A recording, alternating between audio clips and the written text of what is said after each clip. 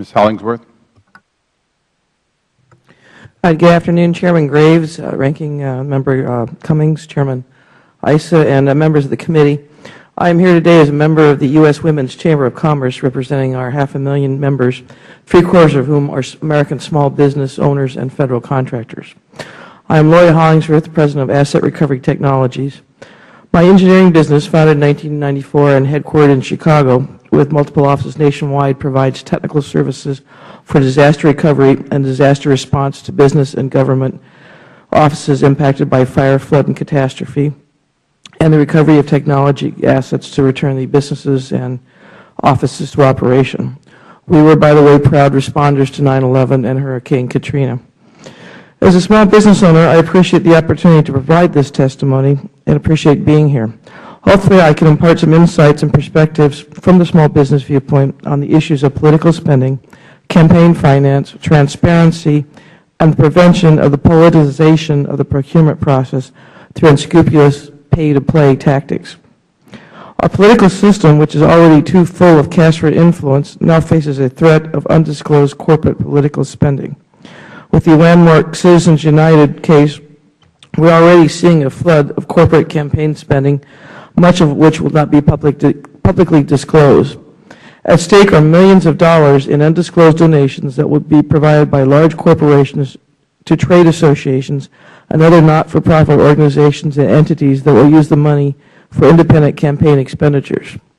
To get a grasp of the amount of money known to be used by the biggest firms to influence government, consider this. The top 10 federal contractors spent over $65 million in 2010 for lobbying alone. And I believe I heard a figure of $100 million tossed around today.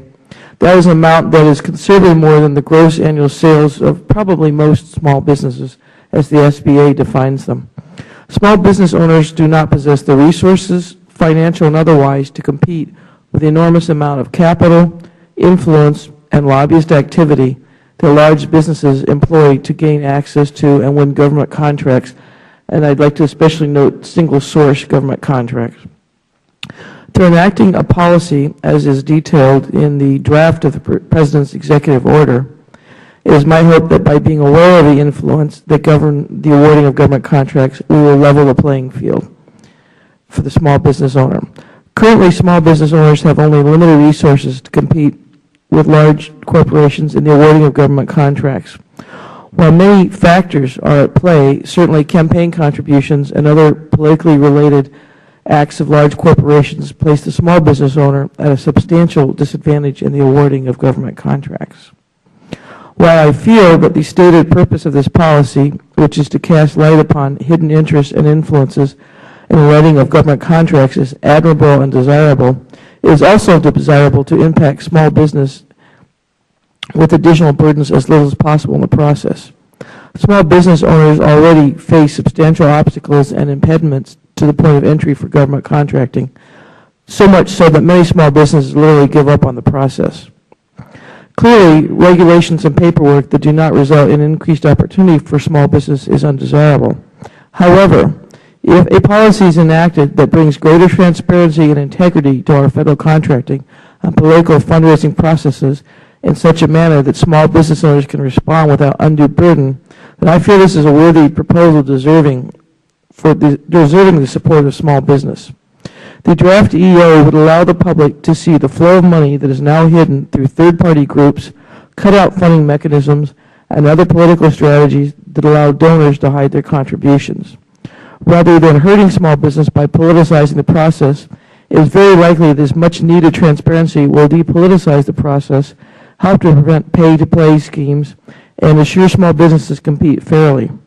Public scrutiny will prevent contractors from using their taxpayer-funded deep pockets to secure an unwarranted advantage in the government procurement process. I believe certain steps can be taken to improve the draft executive order, including raising the disclosure threshold and or establishing a contract size, assuring that the rules and regulations developed to support the proposal provide easy, clear steps for compliance. In short, the right sort of rules will allow small business, in many cases, to be exempt from what is allegedly an onerous burden to comply with this act. I appreciate your time here today, and I would be happy to answer any questions. Thank you.